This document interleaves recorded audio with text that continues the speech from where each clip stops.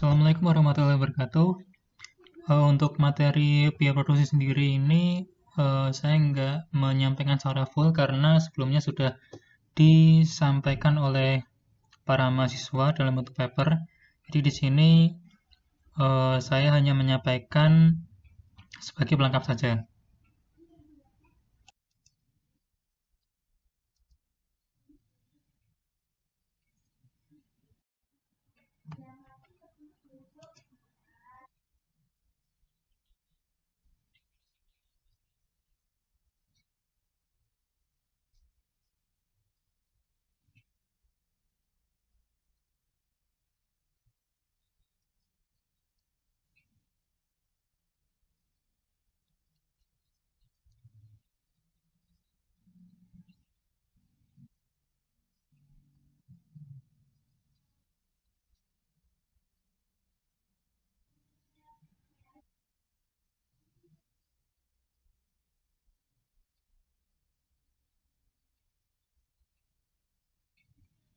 Oke, kita mulai dari yang pertama, definisi biaya. Di sini saya menyampaikan atau mengulang lagi definisi dari biaya di sini.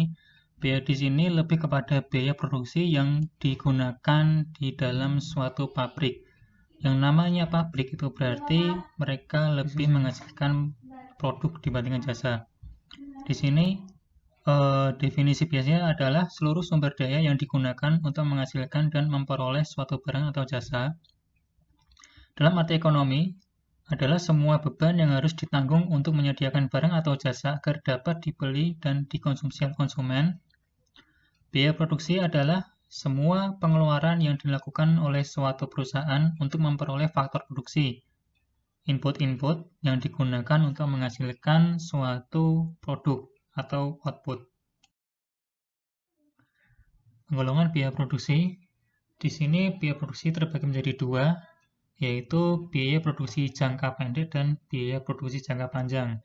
Untuk biaya produksi jangka pendek itu biasanya ada tiga. Pertama, fixed cost atau singkatan dari FC, kemudian ada variable cost atau VC, dan yang terakhir ada total cost atau TC.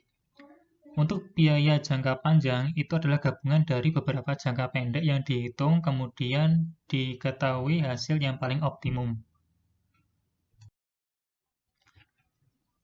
Fixed cost.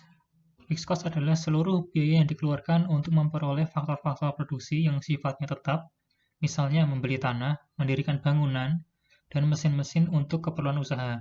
Jadi, jenis biaya ini tidak berubah walaupun jumlah barang atau jasa yang dihasilkan berubah-ubah. Variable cost. Variable cost adalah besarnya biaya variabel yang dikeluarkan untuk kegiatan produksi yang berubah-ubah sesuai dengan perubahan jumlah barang atau jasa yang dihasilkan. Jadi variable cost di sini berbeda dengan fixed cost yang berapapun jumlah permintaan dari konsumen, maka sifatnya bisa berubah, bisa semakin banyak apabila ordernya semakin banyak, dan bisa turun apabila jumlah permintaan juga semakin menurun. Total cost adalah hasil dari penjumlahan dari fixed cost ditambah dengan variable cost. Dan total cost di sini bisa naik dan bisa turun. Kenaikan total cost itu tidak lepas dari peran variable cost. Jadi apabila variable cost-nya bertambah, maka total cost-nya juga bertambah. Tapi kalau variable cost-nya turun, maka total cost-nya juga ikut turun. Kurva ini menunjukkan hubungan dari biaya tetap atau fixed cost, biaya variabel atau variable cost, dan total biaya atau total cost. Nah, di sini bisa dilihat bahwa fixed cost yang berwarna biru itu flat, tidak tidak naik dan juga tidak turun. Artinya apa?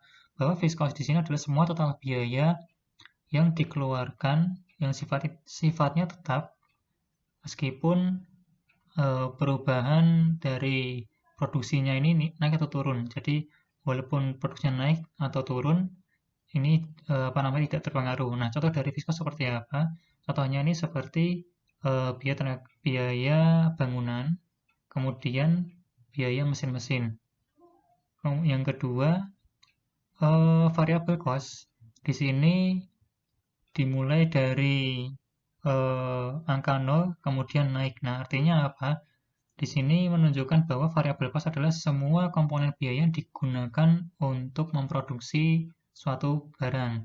Jadi kalau misalkan pabrik itu, kita asumsikan pabrik ya di sini, pabrik itu semakin banyak yang diproduksi, maka variabel cost juga akan meningkat. Begitu juga kalau misalkan eh, barang yang diproduksi ini menurun, maka variabel cost-nya juga ikut menurun. Nah, contoh dari variabel cost di sini apa? Contohnya adalah tenaga kerja. Di sini, kalau misalkan pabrik itu mengalami atau em, memproduksi barang lebih banyak, maka pabrik itu akan menambah jumlah tenaga kerja. Begitu juga kalau misalkan pabrik itu berkurang produksinya, maka pabrik itu juga akan mengurangi jumlah tenaga kerja. Nah, kemudian yang terakhir adalah total cost di sini. Total cost itu adalah gabungan dari fixed cost dan variable cost. Jadi total cost ini tidak mulai dari angka 0, tapi dimulai dari fixed cost.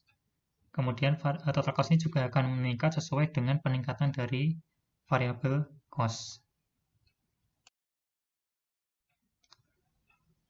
Kemudian ada average fixed cost atau AFC. AFC adalah biaya tetap yang dibebankan pada setiap unit output yang dihasilkan. Dan rumusnya di sini adalah total fixed cost dibagi dengan quantity. Jadi kuantitas di sini adalah jumlah barang yang diproduksi.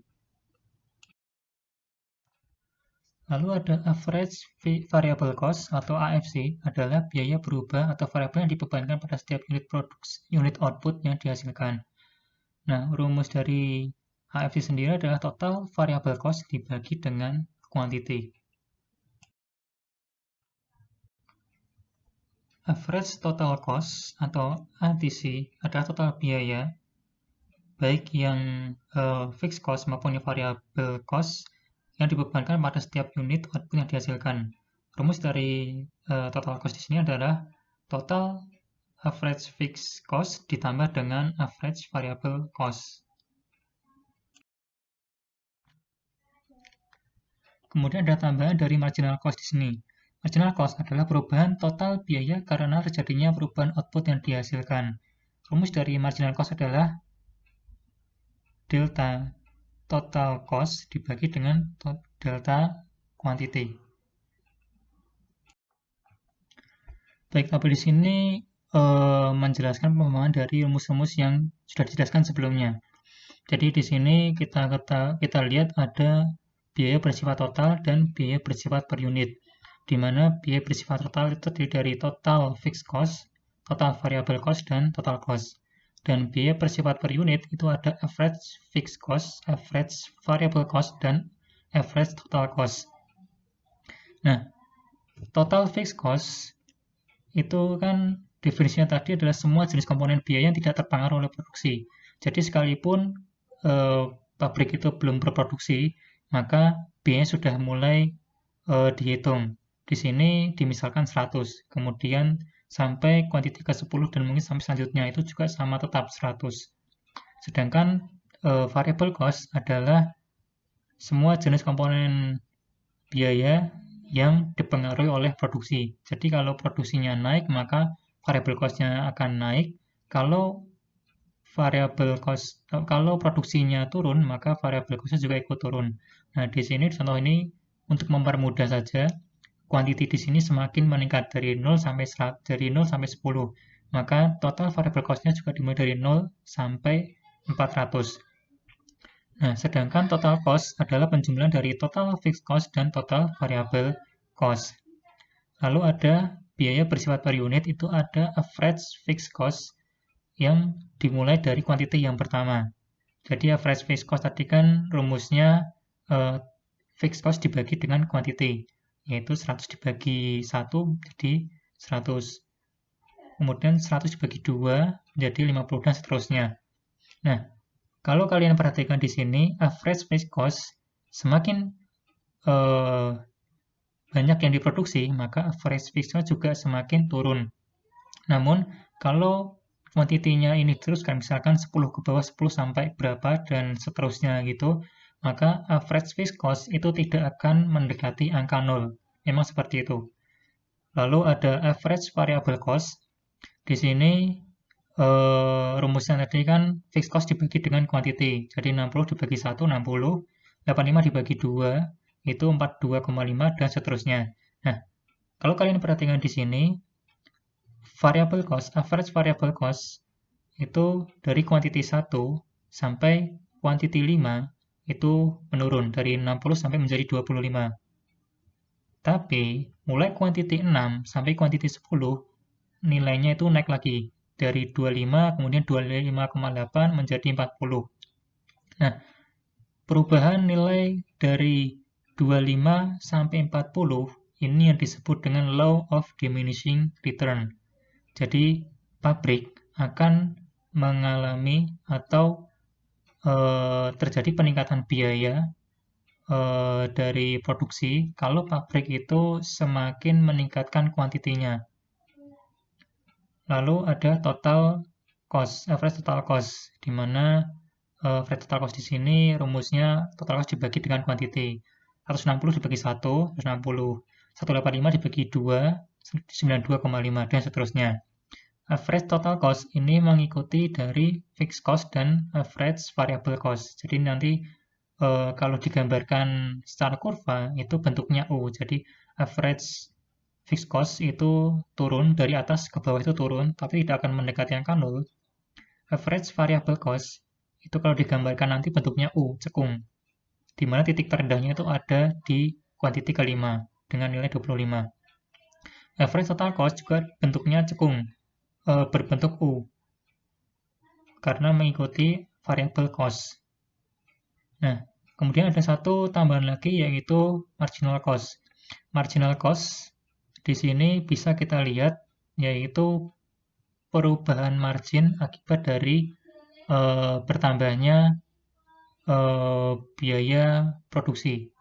Jadi bisa lihat kita di sini dari perubahan dari 0 menjadi 1, maka marginnya itu 60.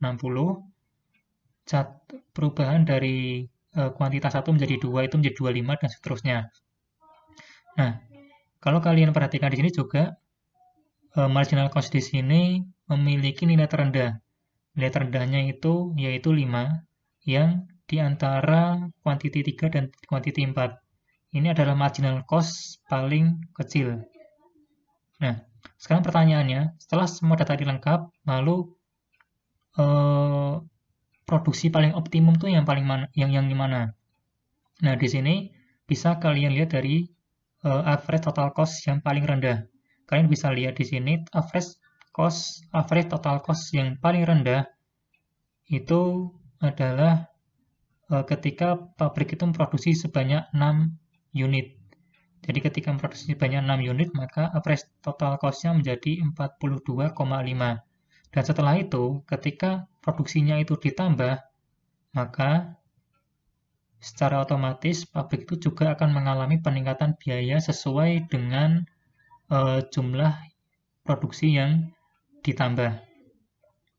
Begitu.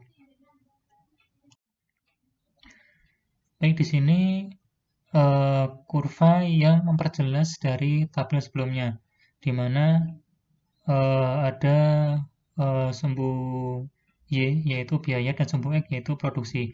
Nah, di sini bisa kalian lihat bahwa average fixed cost itu nilainya dari atas kemudian turun ke bawah namun tidak akan mendekati angka 0. Sedangkan average variable cost itu bentuknya U, di mana ada titik terendah lalu kemudian akan naik. Kenaikan ini disebut dengan law of diminishing return. Begitu juga dengan average cost. Nah, kemudian ada marginal cost di mana secara data tadi marginal cost akan nilainya mula-mula mirip berbentuk U, tapi kemudian kalau diteruskan juga